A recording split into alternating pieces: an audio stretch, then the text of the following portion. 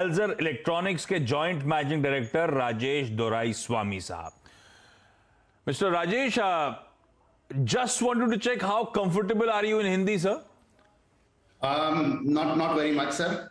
So अगर मैं बोलूं आपको समझ में आएगा कि वो भी नहीं? I would prefer questions in English. लो अब मुश्किल होने वाला है, लेकिन ठीक है सर. अच्छा, क्विकली बता दूं साल्जर इलेक्ट्रॉनिक्स के मैनेजमेंट से आज बात क्यों हो रही है. इस कंपनी ने हाल फिलहाल एक रिलीज जारी करा जिसमें इन्होंने ईवी बिजनेस में फोरे करने की बात करी है. ये नया जेवी कंपनी साल्जर ई मार्च ई मोबिलिटी इनकॉर्पोरेट करी गई है और इनफैक्ट दो जॉइंट वेंचर्स हैं जो इस कंपनी ने स्टिच करें. तो उस पर फोकस करते हैं, उसके बाद इस कंपनी के धंधे पे आगे कर लेंगे बातचीत. So sir, I was just telling the audience, the viewers, that you have stitched two alliances, two joint ventures in the electric vehicles industry. One is with an Austria-based company called Costard, that is meant for EV fast chargers, and the second one is with eMarch LLP, that's an Indian-based technology startup that's into electrical conversion kits, electric conversion kits. So let us talk about these alliances up front. The first one, the Austrian one that you have staged. Is Costard the company that you're partnering with already into EV fast chargers, or you are going to try and jointly develop one, sir?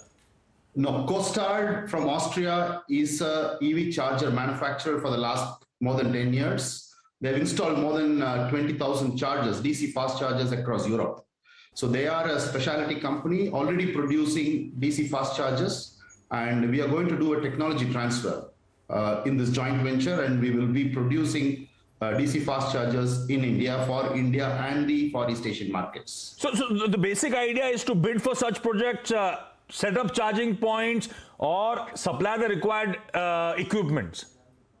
Yes, I think we are looking at multiple models of business. We will be bidding for DC fast chargers wherever the tenders are coming. We will also be building our own charging highways across the India. That's different models that we are evolving. So I think it is too early for us to really tell which model we'll be following. We want to be in the EV space in general. So we want to be the first few players in the market. So it's quite on a nascent stage. The plans are still on the drawing board. That's what I'm guessing. Yes. How much the money are the two joint venture partners going to commit? How much Salzer is going to put infuse money into this joint venture? And by when would you be ready to market your products, sir? Overall, the total investment is close to 2 million euros. That's close to around 17 crores is what we are planning to put in altogether. Salzer will be committing 26% of this, and we expect the products to be ready up for sale by March 2022. March 2022. So by the end of this financial year, maybe you'll be up with those products and you're going to be marketing those products. The second joint venture that you've staged in this space is with an Indian firm, eMarch LLP, for conversion kits for auto rickshaws, cars, and buses.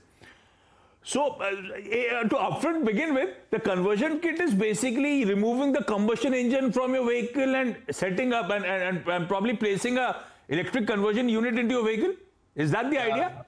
Yes, that's it's actually a retrofitment for the fuel IC engine vehicles, and our idea is to start with auto rickshaws first and then do for the buses, and the cars will be the last in our list.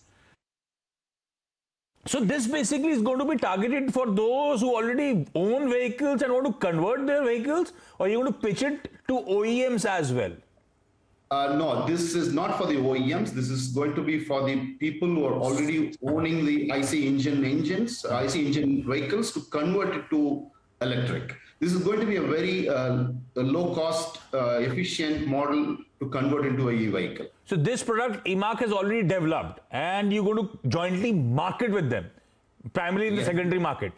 eMarch has the technology to produce this, and the joint venture, in our new joint venture, we will be producing these retrofitment kits and will be supplying to the market. And how much are you going to commit for this joint venture? This, to start with, I think we are looking at a 6 crore investment. And both these joint venture investments on behalf of Salzer is going to be done from internal accruals? You have that much fund in your balance sheet? Yes, sir.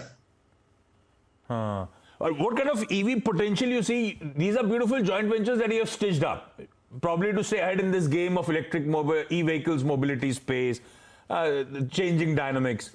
What's your projection? 2023 onwards, you might have something on the drawing board. Both these joint ventures, how much they're going to clock, how much revenue, what kind of potential they can have. We actually did a small research ourselves, and we understood that there are more than 55 lakh to 60 lakh auto rickshaws in the market as of today. So that's the potential market size that we are looking at. Of course, there are competition and there are a lot of other players in the market, but we would like to be there as an integrated electric mobility solution provider, doing charging stations and conversion kits for now, and we're also looking at other related businesses in the electric mobility space. So we see that in the next, starting 2 years from now and the next 5 to 7 years, this space is going to grow multifold. Our projection, at least to start with, we should be doing at least 100 crore in each businesses in FY 23-20. Okay. Acha, before I let you go, sir, you know, I was, before you came down, I was just having a look at your Q1 numbers. Year on year, there's a good traction in revenues, 55% improvement, a good growth. Sequentially, Q on Q, there's a blip, 22% revenues were down. Now, we are coming from a complete lockdown, nationwide lockdown to regional lockdowns.